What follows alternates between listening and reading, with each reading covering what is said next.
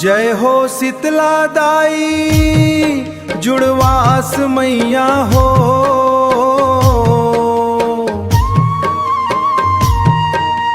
मांदर बाजे गली गली गूंजे तोर मया हो।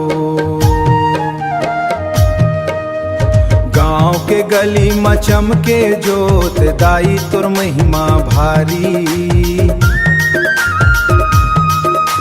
नदिया नरवा कल कल बोले आवत है खुशहाली, आवत है खुशहाली। मांदर के थाप मझू में गाँव गाँव भगतन गावत जस, भगतन गावत जस। शीतला दाई तोर कृपाले भर गे सुख के रस।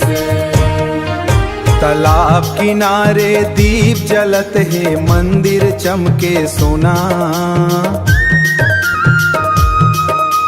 भव्य धाम माया आरती होवत गूंजे जय के कोना। मौसम बने सुहावन दाई बरसे अमृत पानी। दुख पीरा सब दूर भगावे तोर महिमा सयानी। नरवा तीर में बैठे संगी मांदर थाप बजाए। शीतला दाई के जस गावत भक्ति रंग में समारे। गली गली माँ फूल बिछाए गूंजे जय जयकार। मंदिर के आंगन माँ नाचे सारा संसार। भव्य मंदिर के आंगन माँ नाचे सारा संसार।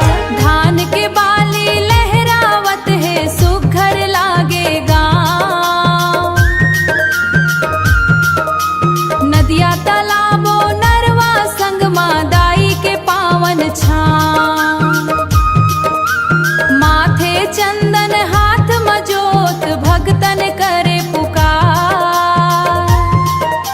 शीतला जुड़वास मैया मोर राखों सबके लाज। जय जय शीतला दाई जय जुड़वास भवानी। मांदर बाजे रात भर महिमा तोर निराली। जय जोहार संगवारी हो।